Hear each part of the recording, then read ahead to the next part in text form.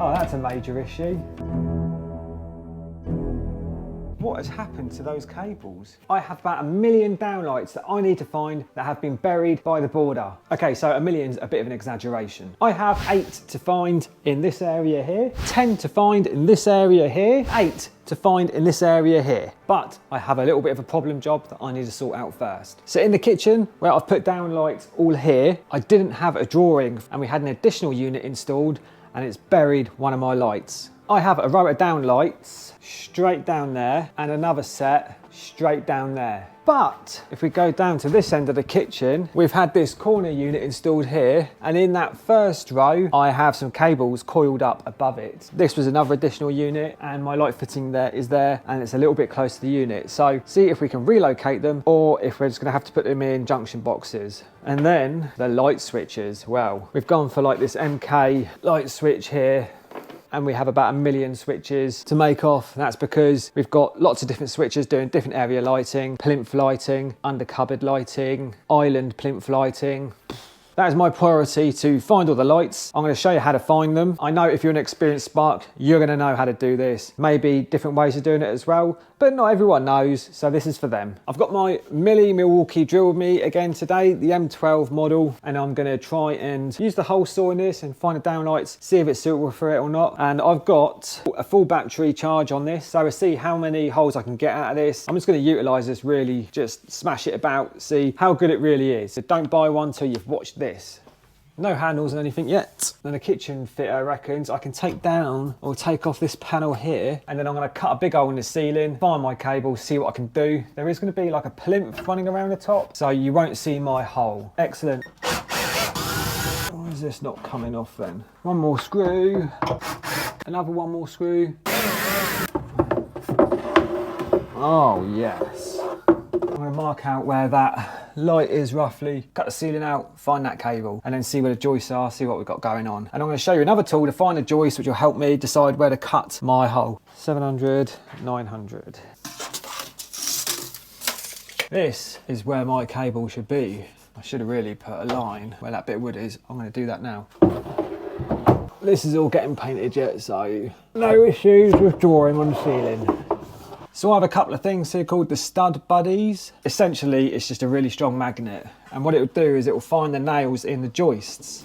So you just brush it along the ceiling, just do motions like that. And hopefully at some point we will find a joist, just like that. So we've got one joist there and one there. So I now know in this section, I can cut an access hole in without hitting a joist. Let's get it cut out.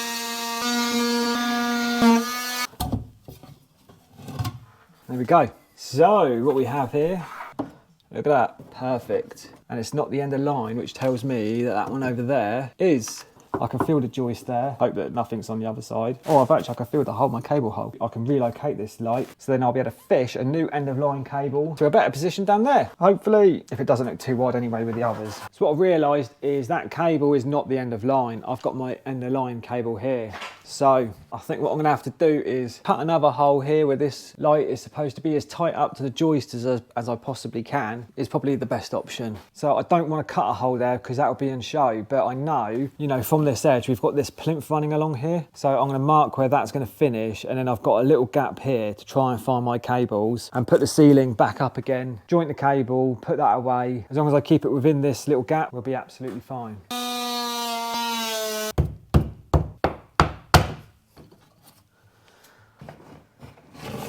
And there's my cables. And this will be the first test of making a 70mm hole in the ceiling with the M12 drill. No problem.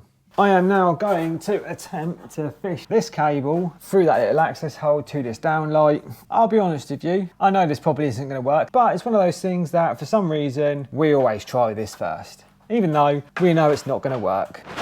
Woo. It's a lot of cable. Come on, you. No, failed completely. So I'm going to get out my new rod set. I thought it was time to buy myself some new rods. I started off years ago with a set of super rods. And they were brilliant, but over time you end up breaking all the ends. I was in desperate need of a set of rods, and I bought these cheap old ones. These were only supposed to be temporary. Ended up keeping them for like 3 years. They're all taped up now. They're broken. they've had it. So I bought some new ones, not a sponsored video. And I didn't go for super rods this time. I went for, because I was so impressed with the Rumpotech cable roller. Turns out Rumpotech do some rods as well. About the same price as the super rods. And they come in this nice carry case. And then when you open up this posh little flap, you have all the rods. As you can see, like the ends, the quality of them are really good. They come in yellow, red and black. Yellow is the most flexible, the red's proper rigid. So I'm gonna use a yellow one for this. Nice and flexible. That's all right, bending test complete. Still bending test on a red, that's gonna snap. And then accessory wise, in this pocket here, we have all sorts of bits. This is like a hardcore hook of some sort. I think it is anyway. I don't really know what this is, but I'm gonna give it a go today. And then you get all your normal bits, so your magnets, and a little torch as well, so that's nice. And this little thing. But I'm gonna give this a go today. The only thing that I was disappointed about with this set is that with my super rod set, I had like a white rod and it was like super flexible. I did break it in the end, obviously, but you don't get one with this, but these yellows seem really good. So I'm gonna see, camera just dropped, if I can hook it with this crazy thing. I need to get a new tripod for my GoPro because it collapses now on its own. So anyway, I'm gonna just stick this thing on. If you know what, this thing is for or anything, this is clearly a hook, I get that, but there's this red bit around the side. If you know what that's for, let me know. I had to look online, I couldn't find out. It looks cool anyway. Oh, that's a major issue. There's a joist here. Fuck. How am I gonna get through that?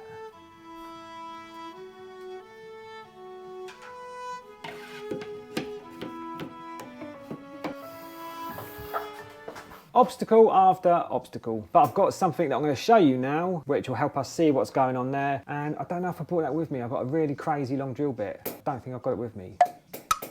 But let's see what's there first. The next thing I'm going to show you is something called a ferret. Now this is brilliant. And I'll show you what's inside. So I open it up and what we have here is this camera here which attaches to the rods, and you can then connect this to your phone via Bluetooth and see what's going on. So what I'm going to do is just stick this on there quickly. So I don't need a long rod to see what's going on up there. And then all you do is get your phone out, go settings, turn this on with that button there. You can see it's got a little light. Go into your Wi-Fi settings, find ferret, and hopefully that'll connect. And then you open up the ferret tool, and then you can see what's going on. Which then means, I'm gonna stick this up there just for additional lighting as well. Oh, I can see a noggin. That's annoying. What I can show you, bang the camera on the ceiling. So with the ferret, you can just put it up there. If you look at the phone, you can see there's a lovely great big joist. So I need to find a way of getting a cable through that. That's going to be an absolute nightmare. Plus I need to get it through another hole in the joist. Fun and games. Oh, I don't know if I've got a drill bit that's going to fit in there. It's time to get creative. I'm going to show you something in a minute that's really cool. But before that, I need to make something because where that hole for the downlight is, I haven't got anything long enough to get to the joist. So I'm going to use one of these, and one of these, and put them all together. And like that. Now, if you've ever done anything like this before, you know that when I drill this hole, the chances are I'm going to lose this above the ceiling. So I'm going to tape it up. I just don't want to lose any of my stuff, especially that Weira bit holder. That's expensive and it's brand new.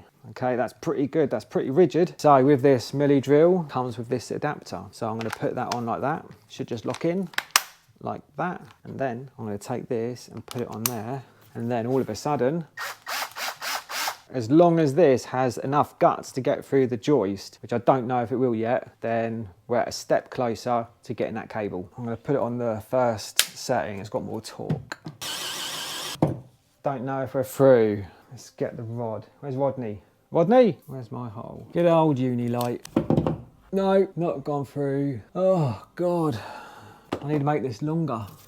I need another attachment. Another attachment. Let's make this even longer. And that should do it. Another bit of tape, definitely. Getting a bit close to the cuff now. So that's on there, super long. Oh, we're so close. Go on. We're through. We are through. This thing is brilliant. I love it. In the Rumpotech rod pack, you get this little bag of bits. So I'm going to see if I can utilise any of this to find that cable. First time I've looked at it, we've got that ring adapter, captain hook, and we've got this chain. This might come in handy with a magnet, and you can see how that works. what am I going to use? On this rod, I'm going to put this bit of chain. On this rod, I'm going to put the magnet, which is super strong, by the way. I'm going to poke this rod through one of the holes, see if I can grab the magnet part like that with this one and sort of like feed the rod through both holes. Then I can tie my cable to it and pull it through. Crazy, but it might work. We're going to stick that through there and then see if I can catch the magnets. Oh. Got it. That is amazing. Now I've just got to tape this to this and then hopefully, go on. Oh no, it's come off. I knew it was so close. Take two. All right, that ain't coming off. Get that cable through the hole. Go on. Oh, there we go. We've done it. It's funny really, this video wasn't supposed to be about this at all. It's supposed to be nice and simple. But there you go. Doobie doobie doo. Put all these bits away straight away. I always lose everything. So I've got that one in a junction box now. I've got this one in a junction box now. I found a bit of timber lying around, so I'm gonna stick this up here and put my plasterboard back up. That is the plan anyway. Need more screws? And then hopefully this will just pop back in there, apart from a bit of sealing a break. And then the last thing to do here is put that thing back up. I am not the tallest person in the world.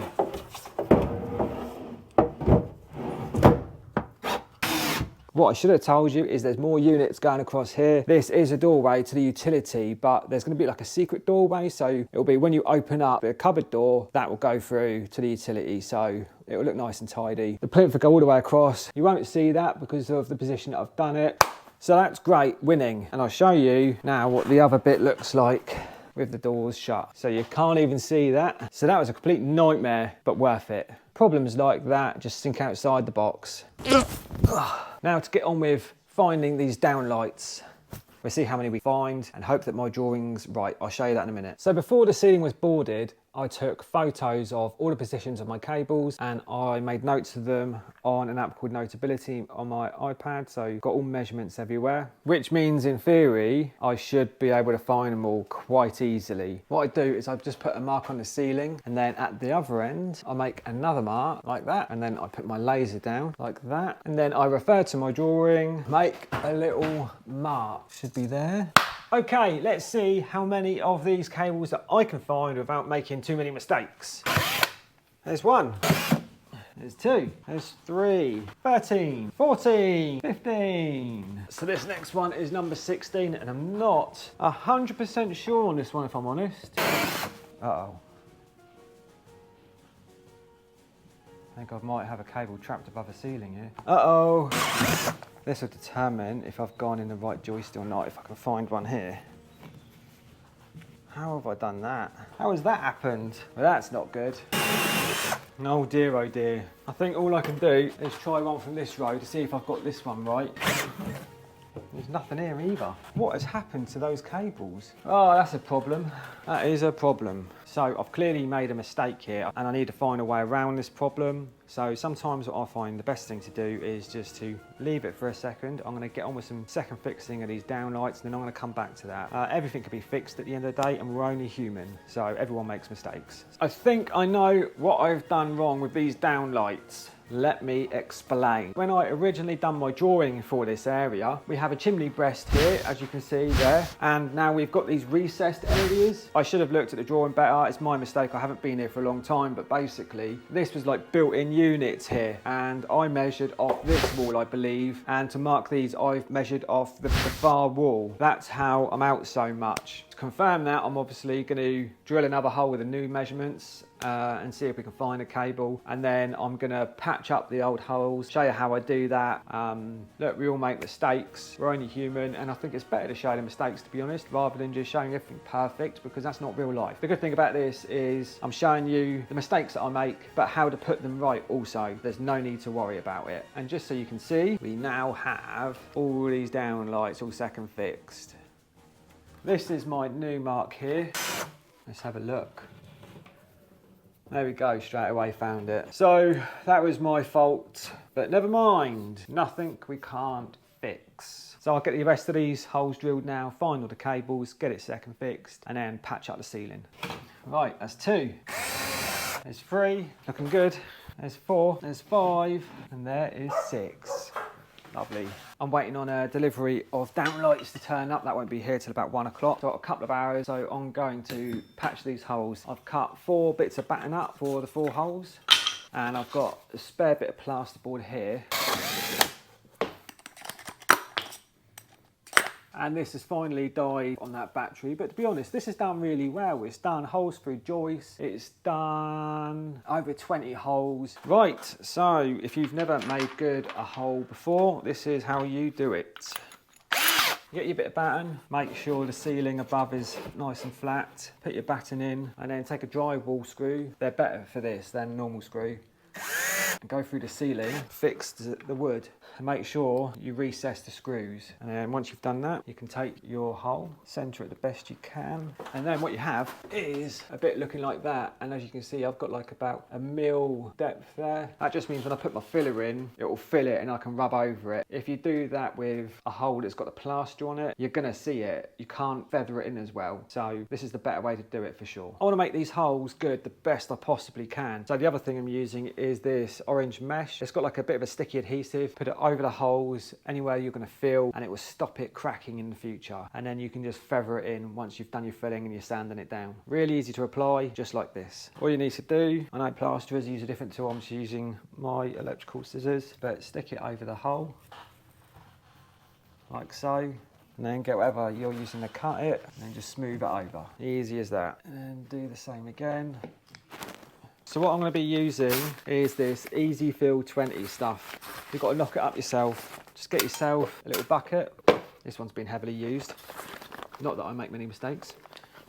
Make sure you've got a couple of filling knives. Make sure they're nice and clean. And then add some water till you get a good consistency. I find this stuff goes off really quickly, so you've got to be reasonably prepared. Just put a little bit of water in at a time. Mix it up. So this is the sort of consistency that I always try and get. So it looks like that. So this is what it looks like at the first stage of the filling process. It's already looking better. That'll do. Delivery's turned up and I have finally got all the downlights second fixed. I still need to put the G10s in and the bezels, but we'll do that later. Next, I'm going to tackle these switches, and here are the cables here. I've prepared these now to make them off. The reason why we've got so many switches is this is all in different zones. So we have lighting, one switch which will do the lighting in this area, another switch which will do this skylight around this skylight, another switch which will do around that skylight, and then we have another switch which will do that other kitchen bit, and then we have undercupboard lights, plinth lights, island plinth lights. I think that's about it, but there's a lot going on and it's all two-way as well. So I'm going to get this switch cracked out now and then hopefully liven everything up and make sure it works. I have all the downlights up now, all second fixed. As you can see, that's great. This is drying nicely. We have the MK switch there, one over the other side, and now it's the moment of truth. Turn it on. Still got a bit to do in here. This one should be the kitchen lights. This one should be the dining lights. I've got some track that's going to go around in here and in here. That needs to be second fixed yet. So that's for another day. Been a bit of a disaster, but everything's been rectified and that's the most important thing. So this is a few days later and I wanted to show you what that secret doorway is that I was talking about. And the ceiling's now been painted and all my holes have been sanded down, and I'll show you what they look like in a second. So this is that doorway where I had the downlight there and the downlight there I had issues with. Now these units have been installed, which looks like it's just part of the kitchen, so it's a really nice touch. And if you open it up, there's the entrance to the utility. So no one would know it's even there. And this is the ceiling where I made all the mistakes with the downlights. As you can see, that light is on. I don't know why I wasn't showing it on, but you can't see any of my mistakes now. And this kitchen is coming together really nicely now.